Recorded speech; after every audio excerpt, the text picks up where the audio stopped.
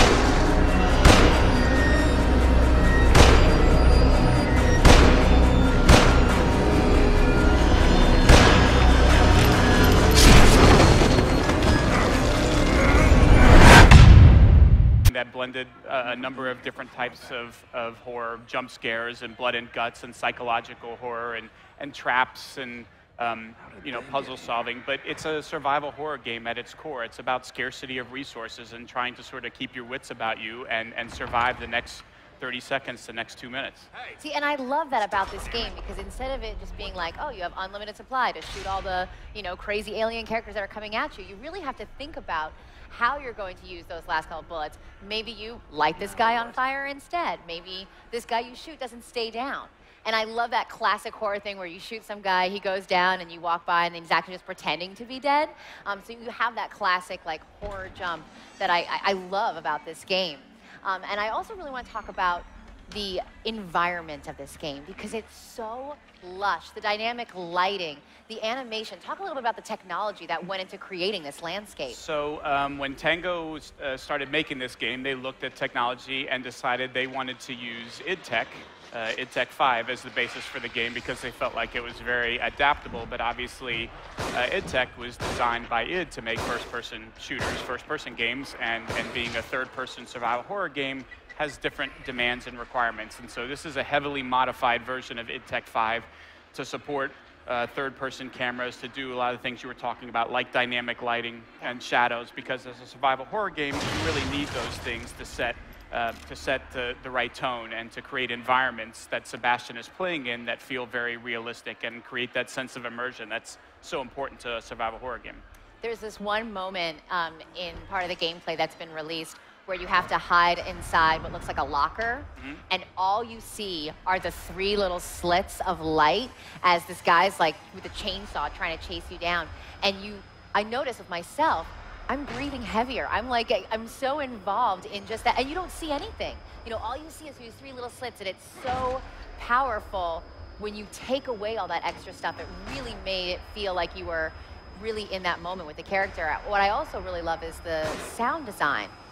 The very beginning, where he's hanging upside down, and he's kind of swaying back and forth. Swinging yourself back and forth, yeah. Yeah, you hear the rope creak. You hear the little drops of blood and the sloshing as he's cutting up bodies in the other room. I mean, how important was it for you guys to capture all of that sound to add to the richness of the landscape? I think they do an excellent job of using 2 things. Number one is the music that you referenced. I think is terrifically atmospheric and used in the right places to set a certain tone. And then the other is the sound effects themselves, and not just the atmospheric stuff like the sound of dripping or the squishing as you're walking over some dead bodies or whatever, but also using different sound effects at key moments where it's finding that balance of the highs and lows, right? If it's always at 10 and it's constant combat and tension, then you essentially become numb to it after a certain period of time, because it's unrelenting. And I think what Shinji is very good at, what makes him a terrific game designer, is the ability to find those peaks and valleys and to do them in such a way that they don't become predictable, right? It's not, let's have some dialogue, let's do some exploration, let's do combat, and then repeat. It's mixing up those things, and when you get it, and this time you open a door, the last 2 have had nobody behind it, so you're just absolutely certain that this time there's somebody in there, except there's not. Right. And so now you're even more tense, because you're like, okay, well, I know it's coming. I'm not just going to walk through the rest of this game. So using sound effects sometimes as you're walking through an empty room and they just play a quick sound effect, it scares the hell out of you. Yes. Nothing actually happened. And so it's playing with the player's emotions and keeping them off balance. I think the sound design does a great job of enhancing that experience. If you guys get a chance, go to the website at Evil Within, because they have this really great footage of not gameplay, of people playing the game, and you're watching their faces. And I love it, because some people are like, ugh, get all grossed out by what they're looking at. So many of them actually jump at certain points in the game, and that's something you can't fake. It's people that are actually playing it, and that's their visceral reaction to this game. One of the challenges that we found is, we can show gameplay like this, and survival horror is not something that you look at in 20 or 30 seconds and you can kind of wrap your head around it as well. It's something that's best experienced, in the dark in your living room with the surround sound on, and playing it for long stretches of time. And so we felt like, well, showing people who are doing that, who are sitting down and playing for extended periods of time, and their reactions to the game, we felt like was a pretty powerful way to say, like, look, this is what we're doing. Like, it's survival horror, and it's very scary. Yes. And you don't have to take our word for it. Like, check out these poor son of a guns who had to sit there and go through all this. And they're alone in a room. It's kind of got green, creepy lighting. We stuck them in a closet. Yeah, we stuck them in a closet with a little camera, and it was funny. Like after 10 minutes, you could tell they all forgot that the camera was there, and they were into the game. And as a result, the reactions you see from them are really good. And it was a fun way to sort of highlight what the game is about and what it's trying to do for folks like yourself who love being scared and I love being frightened. There's nothing like it when you are actually totally committed into that moment and it scares you and then you kind of laugh. I always scream and then I laugh at myself because I can't believe I just got scared like that. But yeah, and the fact that it changes every time, like you die this way, you come back to life, you do that exact same scenario, it's not going to be the same. It is a game that has a dynamic element to it that, again, it's difficult to appreciate when you're watching it demoed because you see somebody playing it and you think like, well, that was all scripted to happen that way. But the fact of the matter is the game does have a lot of dynamic elements. The way the AI will react or move will be different. If you die and replay the scenario, they're not going to do the exact same thing. If you That's so cruel. We're going to try and go back and redo it. It's like, nope, that won't work this time. If you shoot them in the head, like sometimes they're actually dead and sometimes they're not dead. They're laying there trying to draw you in because one of the ways you dispose of corpses is to light them on fire. So they will go down as if they were shot and wait for you to get close and then jump up and attack you. And if they do it one time, the next time they might not. But just the fact that you don't actually know and you can't really predict how the enemies are going to react, whether or not that bullet is going to kill the guy or not, just adds more of that uncertainty to the game that never lets you feel comfortable and in control of what's going on, which again is part of sort of creating this environment and this tension for a good survival horror game. Which I think is what's so unique about this game, and one of my favorite things about it, it really is all about creating that tension and keeping the player off balance. Yep. It'll be awesome. It's and obviously, you know, it is a game that allows you to have some choice in how you move through it. So you can choose to be stealthy. You know, you'll see situations where Sebastian is sneaking through and trying to go undetected. You can choose to fight an enemy. You can choose to, no, I'm going to hide, like you were talking about, and go find in the locker. But again, you don't ever know, like, this is the right answer, this is the wrong answer. There's a few times where you get some enemies that it's pretty clear you can't harm or kill, and you just have to run. But it's all of the ones in between where you're like, well, I have 2 bullets.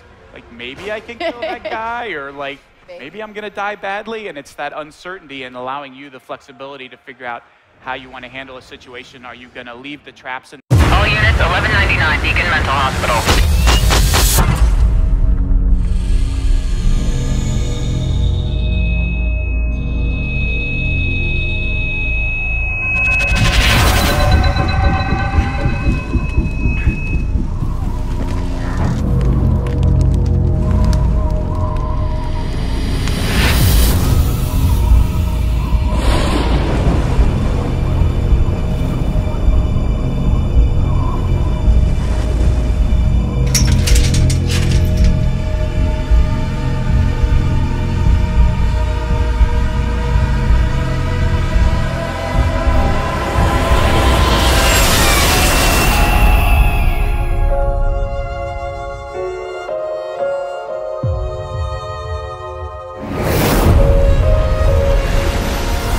There's something wrong with this place.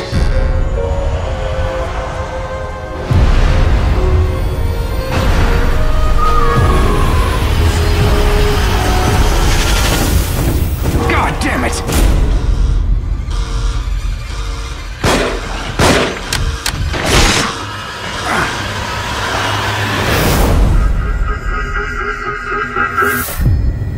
Doctor?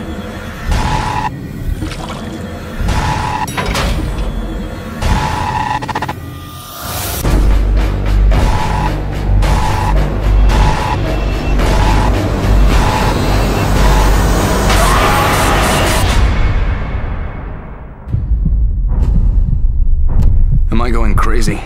Will you be able to live with yourself knowing what I'm gonna make you do?